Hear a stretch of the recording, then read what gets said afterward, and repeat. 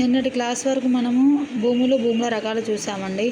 Land reformers యూనిట్లో భాగంగా భూ సంస్కరణ ప్రక్రియ ఎలా జరిగిందనేది తెలుసుకుందాం.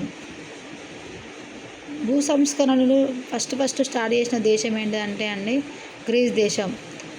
గ్రీస్ దేశం వారు రైతులకు భూములకు బదులుగా జీతాలు ఇచ్చి సాగు చేసే పద్ధతిని తీసుకొచ్చారు. రోమ్లో చిన్న భాగాలుగా చేసి కులీనుల ఆధీనంలో ఉంచారు ల్యాండ్ని. కులీనుల ఆధీనంలోనే ఉన్న ల్యాండ్ను జమీన్లు అనేవారు. జమీందారీ పద్ధతి జమీన్ అనే లాటిన్ పదం నుండి ఉద్భవించింది. ఫ్రాన్స్లో 1789లో భూస్వాములకు వ్యతిరేకంగా విప్లవం జరిగింది.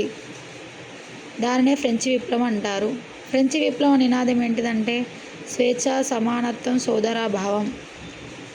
ప్రాచీన కాలంలో ఆర్యుల కాలంలో భూమిపై హక్కు రెండు రకాలుగా ఉండేది. ఒకటి వ్యక్తిగతమైనది, రెండు సామూహికమైనది. వ్యక్తిగతమైన హక్కులో ఉదాహరణ సాగులోకి తెచ్చిన భూమిపై ఉండే హక్కుని వ్యక్తిగతమైనది అంటారు. గడ్డి భూములపై ఉండే హక్కుని సామూహికమైనది అంటారు.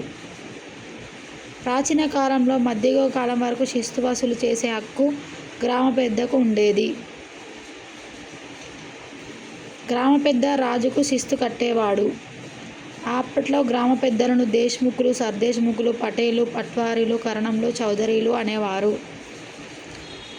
శాతవాహన కాలంలో రాజుకి శిస్తు కట్టే వాళ్ళను రాజకంకేట అనేవారు.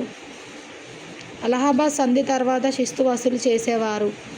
ప్లాసీ యుద్ధంతో బ్రిటిష్ వారికి మన దేశంలో అధికార స్థాపన ఎక్కువైంది. శిస్తు వసూలుకు ప్రత్యేక స్థానాలు ఏర్పాటు చేశారు. ఆ ప్రత్యేక స్థానాలను దివానీ అదాలత్లు అంటారు. బ్రిటిష్ వారు మన దేశంలో 3 రకాల శిస్తు పద్ధతులను కనిపెట్టారు. ఒకటి జమీందారీ పద్ధతి, 2 మహల్వారీ పద్ధతి, 3 రైతువారీ పద్ధతి.